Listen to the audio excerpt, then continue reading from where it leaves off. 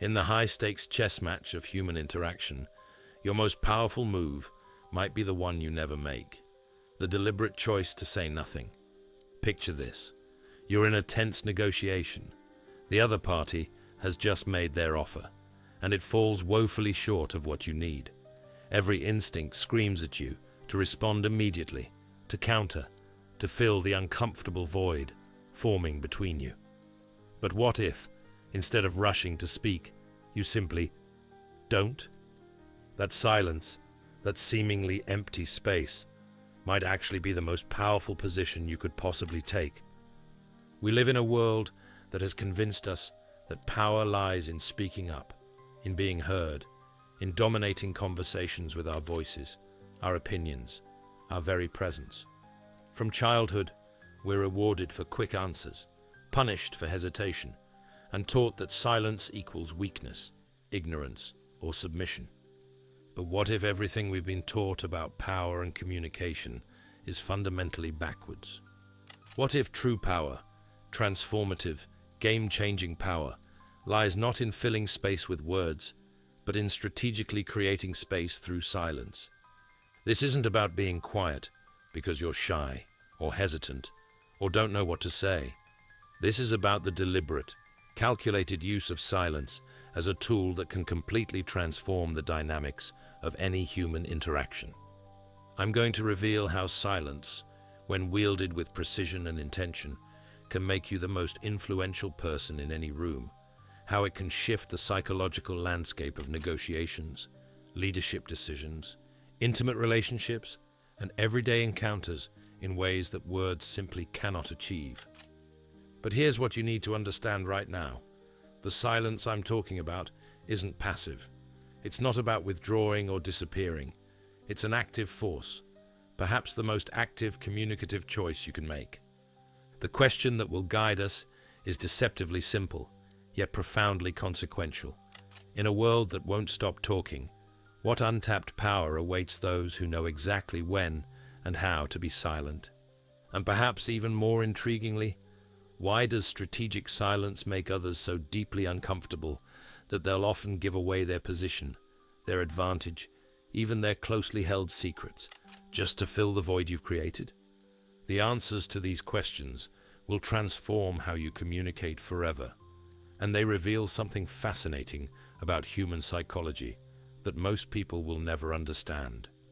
But I should warn you, once you see the power dynamics that silence can create, you cannot unsee them, and you may never approach another important conversation the same way again. To truly grasp the revolutionary power of strategic silence, we need to look to one of history's most penetrating observers of power, the 16th century political philosopher Niccolò Machiavelli. While Machiavelli is most famous, or perhaps infamous, for The Prince, his unvarnished analysis of political power, what's less well known is his sophisticated understanding of communication strategy. Machiavelli understood something fundamental about human interaction that resonates perfectly with our exploration of silence. Information is power, and controlling information flow is the ultimate form of control. In his writings, Machiavelli advised rulers to be exceedingly cautious with their words. Nothing makes a prince so esteemed as great enterprises and setting a fine example, he wrote. But notice what's missing in this advice: excessive talking. For Machiavelli, power wasn't demonstrated through constant pronouncements, but through strategic action and, critically, through careful control of what is and isn't said. This brings us to a Machiavellian principle that serves as our first key insight. Those who speak freely give away power. Those who carefully measure their words, or strategically withhold them entirely, accumulate power. Consider how Machiavelli describes the ideal ruler. He should appear to be compassionate, faithful to his word, guileless and devout. And indeed, he should be so. But his disposition should be such that if he needs to be the opposite, he knows how. This famous passage is often cited as evidence of Machiavelli's moral flexibility, but there's a deeper communication strategy embedded here. What Machiavelli understood is that power resides not in constant transparency, but in strategic opacity. The ruler who explains every decision, who feels compelled to justify every action, who cannot bear the weight of others' curiosity, this ruler has already ceded significant psychological ground. But this understanding of silence as power wasn't unique to Machiavelli. Eastern philosophical traditions have long recognized what Western communication often misses. Consider the ancient Taoist concept of Wu Wei, often translated as non-action or actionless action. This isn't passive inactivity, but rather a strategic non-interference that allows natural processes to unfold. Applied to communication, Wu Wei suggests that by strategically stepping back, by creating space through silence, we allow dynamics to reveal themselves that would otherwise remain hidden. The person who must fill every silence, who cannot bear the weight of conversational pause, reveals vulnerabilities that the practitioner of Wu Wei can observe and, when necessary, utilize. These philosophical underpinnings reveal something crucial about why strategic silence is so powerful. It creates information asymmetry. When you remain silent while others speak, you gain information while giving none away. This asymmetry is the foundation of nearly all negotiation advantage. But there's something deeper happening here that we haven't yet addressed. Something that explains why silence can be so deeply uncomfortable that people will often make concessions just to break it. This brings us to the psychological concept of picoeconomics, first developed by George Ainsley, which examines how we navigate internal conflicts between immediate and delayed rewards. When faced with silence in crucial conversations, most people experience a form of psychological discomfort that triggers what behavioral economists call hyperbolic discounting, the tendency to dramatically overvalue immediate relief, in this case, breaking the silence, at the expense of longer-term benefits, maintaining one's negotiating position. This is why the strategic use of silence creates such powerful leverage. It directly exploits a fundamental psychological vulnerability that most people don't even realize they have. But here's where our understanding must go deeper than Machiavelli's, because while his perspective primarily focused on power accumulation for its own sake, our exploration will reveal something more nuanced: how strategic silence can transform power dynamics, not just for personal advantage, but for creating more authentic connections, more productive negotiations, and more effective leadership. The question now becomes, how exactly does strategic silence reshape these dynamics in practice? And why do so many people, even those in positions of considerable power, consistently fail to harness its potential? The true power of strategic silence emerges when we examine how it operates across different domains of human interaction. Let's explore several critical contexts where mastering silence can completely transform outcomes and relationships. First, consider the high-stakes environment of professional negotiation. Traditional negotiation wisdom focuses on persuasive speaking, compelling arguments, and quick responses. But master negotiators understand a counterintuitive truth. Silence creates pressure that words cannot. Harvard negotiation expert Robert Mnookin describes what he calls the power of the pause, a strategic silence after the other party has made an offer or statement. This silence serves multiple functions simultaneously. It communicates that you're thoughtfully considering their position rather than reacting emotionally. It creates psychological pressure that often leads the other party to elaborate, qualify, or even improve their offer unprompted. It establishes who controls the conversational tempo, a subtle but powerful dynamic. One study published in the Journal of Applied Psychology found that negotiators who strategically implemented periods of silence lasting just 3 to 5 seconds secured deals that were, on average, 11% more favorable than those who responded immediately. Why? Because silence creates what psychologists call expectation tension, an almost unbearable psychological state where the other person projects their own fears and uncertainties into your silence. This brings us to our second context, leadership communications. Consider Steve Jobs, widely regarded as one of the most influential business leaders of the modern era. While we often remember his charismatic product launches, those who work directly with Jobs frequently comment on his strategic use of silence. Former Apple executive Ron Johnson described how Jobs would ask a question and then remain completely silent, creating what Johnson called unbearable pressure to deliver a thoughtful response. This technique accomplished several things at once.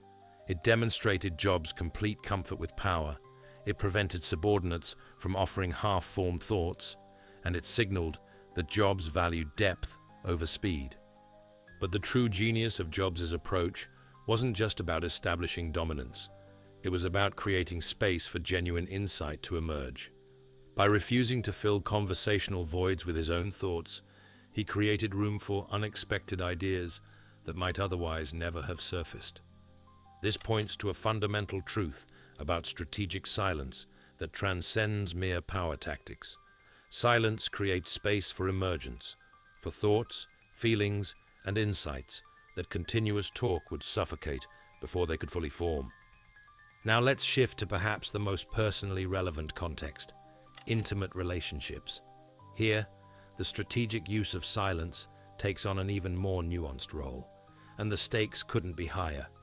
Relationship researcher John Gottman, famous for his ability to predict divorce with over 90% accuracy by observing couples' communication patterns, has identified what he calls emotional flooding, a state where one partner becomes so overwhelmed by negative emotion that productive communication becomes impossible.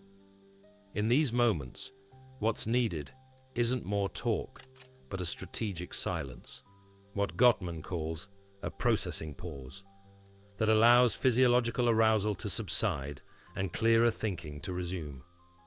But there's another dimension to silence in relationships that goes beyond conflict management. Consider what happens during vulnerable disclosures, those moments when one person shares something deeply personal. The natural tendency for many is to immediately respond with advice, similar experiences, or reassurance. But therapists and counselors know something that most of us miss: the power of the witnessing silence. When someone shares something vulnerable and you respond with attentive silence rather than immediate words, you communicate something profound. I'm not trying to fix this or move past it. I'm fully present with you in this difficult space. This form of silence creates what psychologists call holding space, a psychological environment where the other person feels fully seen and accepted rather than hastily redirected or fixed. These examples reveal something crucial about strategic silence that Machiavelli's purely power-focused analysis misses. The most effective use of silence isn't about manipulation, but about creating space. Space for others to reveal themselves. Space for deeper truths to emerge. Space for authentic connection to develop. But here's where we encounter a paradox that explains why so few people effectively use silence, even when they intellectually understand its power. Silence creates vulnerability, not just for the other person, but for ourselves. When we're silent, we temporarily relinquish the ability to control how we're perceived. We cannot use words to clarify, justify, or redirect. We must simply be present with whatever emerges, and this requires a level of psychological security that many people simply don't possess. This is why, despite its effectiveness, strategic silence remains underutilized. It's not that people don't know it works, it's that using it effectively requires confronting our own discomfort with uncertainty and our own addiction to controlling narratives through speech. Now, you might be thinking, this all sounds powerful, but isn't there something manipulative about using silence strategically? Isn't authentic communication supposed to be open and transparent? This question brings us to the ethical dimension of strategic silence, which is more nuanced than it might initially appear. The key distinction lies in your intention. Are you using silence to create space for truth and authentic connection, or merely to gain advantage over others? When silence is used with the former intention, it becomes not a manipulation tactic, but a form of communicative respect, an acknowledgement that some truths need space to emerge, and that not every thought deserves immediate verbalization. This brings us to perhaps the most counterintuitive insight about strategic silence. Used with the right intention, silence doesn't obstruct authentic communication. It makes it possible, because the deepest truths often emerge not from our carefully crafted statements, but from the spaces we create between them. The question now becomes deeply personal. What conversations in your life, what relationships, what negotiations, what leadership moments might be transformed if you mastered the art of strategic silence? And what internal barriers must you overcome to access this power that has remained hidden in plain sight? Let me speak directly to you now, because what we've been exploring isn't just academic theory. It's about transforming how you navigate every significant human interaction in your life. Think about the last important conversation you had, a negotiation, a difficult discussion with a loved one, a critical meeting at work. I want you to honestly ask yourself, how many times did you speak simply because you were uncomfortable with silence? How often did you reveal information, concede ground, or weaken your position simply because you couldn't bear the weight of a pause? If you're like most people, the answer is far more often than you'd like to admit. We've been conditioned since childhood to equate silence with failure. When a teacher asked a question and silence followed, that silence felt like evidence of ignorance or unpreparedness. When a conversation lulled, that silence felt like evidence of social awkwardness or rejection. The message was clear. Silence equals failure. Speaking, even when we have nothing valuable to say, equals success. This conditioning runs so deep that it operates largely outside our conscious awareness. We fill silences automatically, instinctively, as if silence itself were a threat to our very identity. And in this automatic response, we surrender power we never even knew we had. I want you to feel the weight of this realization. The compulsion to fill silence, a compulsion you may never have questioned, has likely cost you countless opportunities for deeper connection, stronger negotiation positions, and more effective leadership. But here's what's truly remarkable. This same compulsion that has limited you can be transformed into one of your greatest strengths once you become conscious of it. Because while most people remain slaves to their discomfort with silence, you now have the opportunity to master it. This mastery begins with a deeply uncomfortable question. What are you afraid might happen if you allow silence to exist in your important conversations? Are you afraid the other person will think you're unintelligent? Are you afraid they'll reject you? Are you afraid they'll seize control of the interaction? Are you afraid of what you yourself might feel in that empty space? Whatever your answer, I want you to understand something crucial. This fear, this specific fear that you just identified, is the very thing that has prevented you from accessing the transformative power of strategic silence. And until you're willing to face this fear directly, to sit with the discomfort of silence, even as everything within you screams to fill it, you will remain caught in communication patterns that continually undermine your effectiveness, your authenticity, and your power. Now, I need to be extremely clear about something. The shift I'm describing won't happen through intellectual understanding alone. You won't transform your relationship with silence simply by agreeing with what I'm saying. Transformation requires practice, deliberate, conscious, often uncomfortable practice. Think about it this way. If you've spent decades developing an automatic response to silence, if filling conversational voids has become as unconscious as breathing, then rewiring this response will require deliberate effort and consistent awareness. This brings us to a practical challenge that I want you to take seriously. In your next important conversation, I want you to commit to allowing at least one strategic silence to exist for longer than feels comfortable.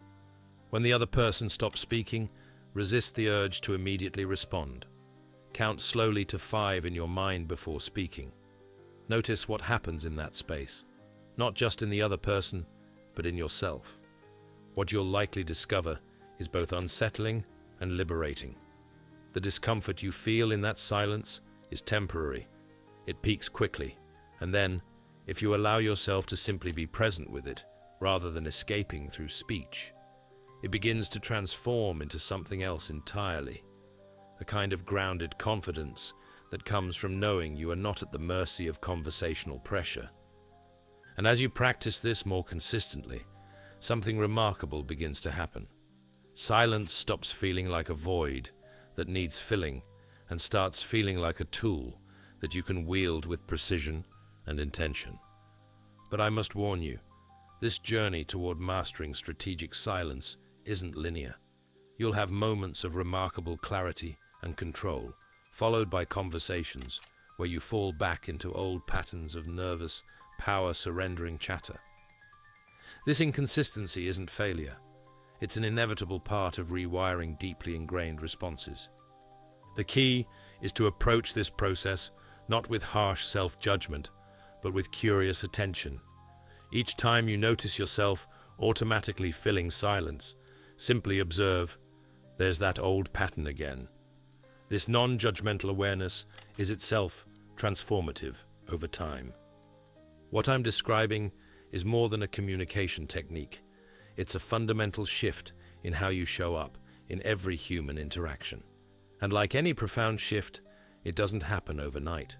But each moment of conscious silence, each pause where you choose presence over automatic speech, builds a new capacity that will serve you in ways you cannot yet fully imagine.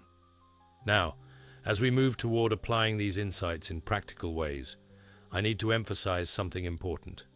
The goal here isn't to become silent in all contexts. Strategic silence isn't about saying less overall. It's about being more intentional about when you speak and when you don't. It's about recognizing that your words gain incredible power when they emerge from deliberate silence rather than compulsive chatter. The question now becomes, how can you begin incorporating strategic silence into specific, high-stakes contexts in your life? And how can you tell when silence is serving your authentic aims versus when it's being used as a form of avoidance or withdrawal? These questions bring us to the practical applications that will transform abstract understanding into lived experience. The revolutionary power of strategic silence ultimately comes down to this fundamental truth. The person who can comfortably exist in silence while others cannot holds an extraordinary advantage in any interaction. But this advantage isn't primarily about manipulation or domination. It's about creating the conditions for truth, authenticity, and genuine human connection to emerge.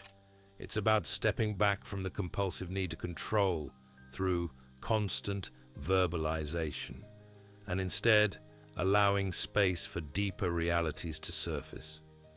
Let's distill what we've explored into practical applications you can implement immediately. First, in negotiations, remember that silence after receiving an offer isn't just psychologically powerful, it's practically necessary. It communicates that you take the interaction seriously enough to give it real consideration. Practice what negotiation experts call the deliberate pause, a 5 to 7 second silence after receiving an offer or proposal. This pause accomplishes multiple things. It prevents reactive responses. It creates psychological pressure that often leads to concessions, and it establishes you as someone who operates from thoughtful consideration rather than emotional reaction. Second, in leadership contexts, recognize that strategic silence creates space for others to step up. When you pose a question to your team and then remain comfortably silent, even as that silence stretches beyond what feels natural. You communicate that you genuinely want thoughtful contributions, rather than quick, superficial responses. This practice transforms team dynamics by elevating the quality of thinking and creating psychological safety for deeper, more innovative ideas to emerge. Third, in personal relationships, understand that witnessing silence, the ability to simply be present with another's experience without rushing to fill the space with advice or redirection, is one of the most profound gifts you can offer. When someone shares something vulnerable and you respond not with immediate words, but with attentive silence, you create a rare form of psychological holding that allows for deeper connection and healing. Across all these contexts, the common thread is intention. Strategic silence isn't about saying nothing. It's about creating purposeful space. Space for truth to emerge. Space for others to reveal themselves. Space for your own words, when they finally come, to carry the weight of genuine consideration rather than reactive chatter. The practice I want to leave you with is deceptively simple, but profoundly transformative. In your next important conversation, commit to pausing for 3 full seconds before responding to anything significant. Not 1 second, not 2, 3 full seconds. This brief pause, consistently applied, will begin to reshape your relationship with silence and transform how others experience you in conversation. What you'll discover through this practice is that the quality of both your listening and your speaking will dramatically improve. You'll hear things you would have missed while mentally preparing your response. You'll speak with a clarity and precision that reactive speech rarely achieves. And perhaps most importantly, you'll begin to experience conversation not as a tennis match of rapidly exchanged words, but as a shared exploration of meaning. This shift from conversation as performance to conversation as presence represents the deepest promise of strategic silence. It offers not just tactical advantage, but a more authentic way of being with others and with yourself. The silent revolution I've described isn't about manipulating others through calculated non-response. It's about liberating yourself from the compulsion to fill every space with sound, allowing something more genuine, more powerful, and more transformative to emerge from the spaces between your words. If you've truly grasped the revolutionary power of strategic silence, comment below with "Silence is my strength" to let me know you've reached this point. I'm genuinely curious how many viewers will have the patience and insight to reach this deeper understanding, and how it might begin to transform your interactions once you put it into practice. As we conclude this exploration of strategic silence, I want to leave you with a thought that might seem paradoxical. The moments of silence you create may ultimately speak more powerfully than any words you could possibly say. This understanding that communication is not just about what is said, but about the spaces created between what is said, represents a fundamental shift in how we approach human interaction. It's a shift from viewing communication as mere information exchange to seeing it as the creation of psychological environments where truth, connection, and insight can emerge. What I've shared today is just the beginning of a journey toward more powerful, more authentic communication. In future explorations, we'll delve deeper into specific applications of strategic silence across various domains, from conflict resolution to public speaking, from sales conversations to intimate relationships.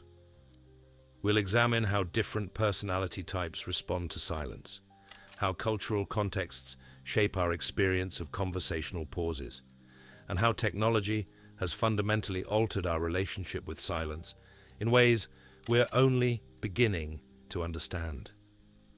These explorations will build on the foundation we've established today, creating a comprehensive framework for transforming how you show up in every significant human interaction.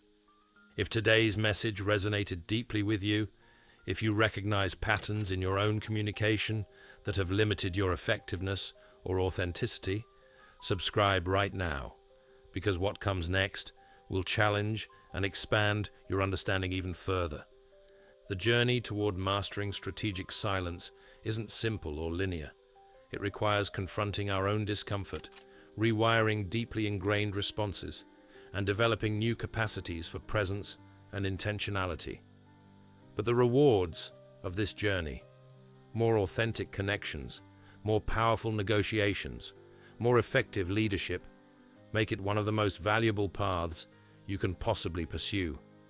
And unlike many skills that require special talent or circumstances, the power of strategic silence is available to anyone willing to practice it deliberately. It requires no special resources, no particular position, no inherent advantages, just the courage to resist filling every silence and the wisdom to recognize the opportunities that exist in conversational space. I'll see you in our next exploration, where we'll continue building on these insights to transform how you communicate, connect, and create in the world.